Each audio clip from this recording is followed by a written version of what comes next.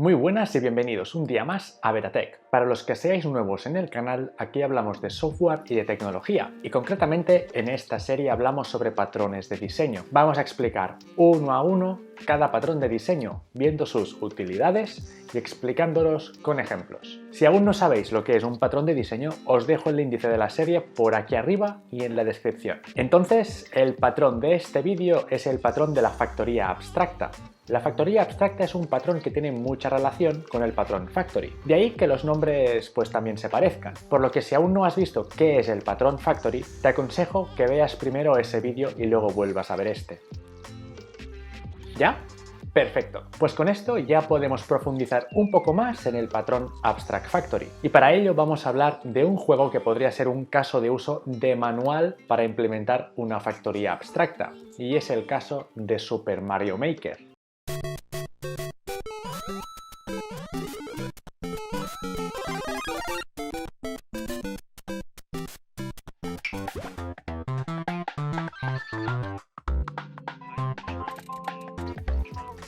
En Super Mario Maker puedes montar tus propios niveles de Super Mario, los típicos niveles de la Game Boy o de la Nintendo DS, poniendo elementos típicos de la saga, como por ejemplo tuberías, enemigos y bloques. Pero no solo eso, sino que una de las características del juego, y por lo que se hizo tan famoso, es que permite modificar el estilo visual del nivel, utilizando gráficos clásicos de Game Boy o gráficos de Nintendo DS, con el mismo nivel, pero con diferente visualización. De esta forma, los jugadores pueden escoger el estilo que mejor encaja con sus niveles. Pero, ¿cómo hacen esto? ¿Cómo funciona? Una de las formas de hacerlo sería, precisamente, utilizando una factoría abstracta.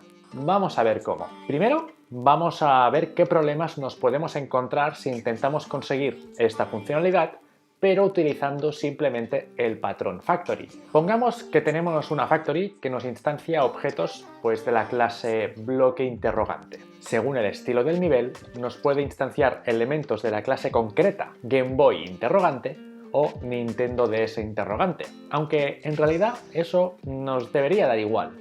Lo importante es que es un bloque interrogante. Tenemos nuestra bonita factory y es la que usamos para instanciar estos elementos, que de momento son los únicos que cambian en función del tipo de nivel. Si queremos, por ejemplo, que las monedas también cambien de estilo, tendremos que construir otra factory, una factory para la clase monedas, que nos instancie la moneda correspondiente al tipo de nivel que tenemos delante. ¿Veis por dónde vamos? Si seguimos por este camino, tendremos una factory por cada elemento que queremos que se vea afectado. Total, que acabaremos teniendo un montón de factorías y tenemos que gestionar cada vez más y más clases. Además, todo esto trae otro problema, y es que al ofrecer todas las factorías de forma individual, no hay ningún sistema de control sobre qué ítems se utilizan con cuáles. Nada evitaría que, en cierta parte del código, se instancie un Goomba 2D cuando el estilo del nivel es 3D. Para solucionar esto, entra la factoría abstracta. La factoría abstracta se define como, y dejarme leer la definición formal, patrón de diseño que provee una interficie para crear familias de objetos relacionados o dependientes sin especificar su clase concreta. Provee una interficie para crear, es un patrón creacional, familias de objetos relacionados o dependientes. Objetos relacionados como el ejemplo de Mario Maker, donde están relacionados por temas, por estilo visual. Están los objetos con gráficos de Game Boy por un lado y los objetos con gráficos de Nintendo DS por otro. Y quiero dar énfasis a lo de que no se especifica su clase concreta. Es decir, se sigue trabajando 100% con abstracciones. Nunca dependes de una clase concreta de moneda. Siempre utilizas la abstracción moneda, de forma que te es indiferente si es una moneda de Game Boy o una moneda de Nintendo DS o una moneda de GameCube. Te da igual. Con esto conseguimos lo bueno de las factorías, que es trabajar de forma independiente a las implementaciones concretas de cada clase, pero además nos permite crear relaciones entre objetos de forma que no se puedan utilizar de forma indiscriminada. Te protege de utilizar sin querer objetos que no deberían utilizarse juntos. Y para montar todo ese tinglado no es tampoco tan difícil.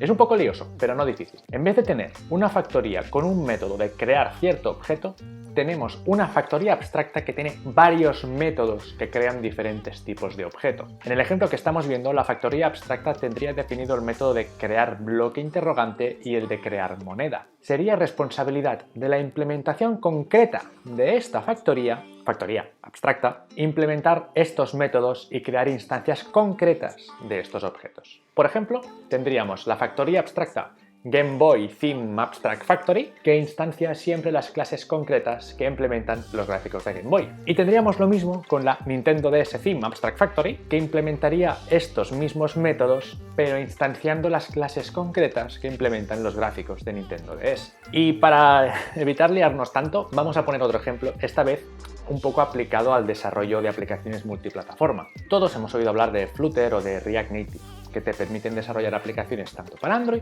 como para iOS. Si vemos la misma aplicación hecha, por ejemplo, en Flutter, en iOS o en Android, seguramente veamos que los elementos gráficos son diferentes. Los botones o los inputs de texto pues cambian de una plataforma a otra. Una posible implementación de esta característica a nivel del framework que hace la aplicación multiplataforma podría ser utilizar factorías abstractas, teniendo una factoría abstracta concreta de elementos de iOS y otra de elementos de Android. Incluso, otro ejemplo podría ser el famoso Dark Theme, que están sacando ahora muchas aplicaciones. El Dark Theme puede ser implementado también utilizando factorías abstractas, siguiendo la misma lógica. Una implementación crea elementos en modo claro y la otra implementación crea elementos en modo oscuro. Vamos a ver el diagrama UML ahora en pantalla para acabar de entender estos ejemplos y ver un poco la formalidad de este patrón. Tenemos la clase abstracta o interficie Abstract Factory, que sería la que define los métodos de factoría con la clase abstracta que construyen, el método que crea monedas, el método que crea bloques interrogante, etc. Y tenemos, por otro lado, los productos individuales. Los productos serían, por una parte, las abstracciones, es decir, moneda y bloque interrogante, lo que de verdad genera dependencias. Y, por debajo, las clases concretas, la moneda de Game Boy o la moneda de Nintendo DS, por ejemplo. Es responsabilidad de cada factoría abstracta concreta que heredan o implementan a la factoría abstracta general instanciar unas clases u otras. Pero desde fuera nunca se sabe, ni se debería saber, con qué clase concreta estás trabajando. Por eso siempre trabajas pues con estas abstracciones, estas clases abstractas, estas interficies o lo que sea. Vamos, utilizan a saco el polimorfismo. Y básicamente es esto. He intentado dar un poco más de variedad a los ejemplos pues para acabar de entender el porqué de este patrón y cómo se puede aplicar a diferentes casos. Espero que os haya gustado el vídeo y ya sabéis, suscribiros y darle al like si os gusta esta serie. Muchas gracias por verme y nos vemos en el próximo vídeo. ¡Adiós!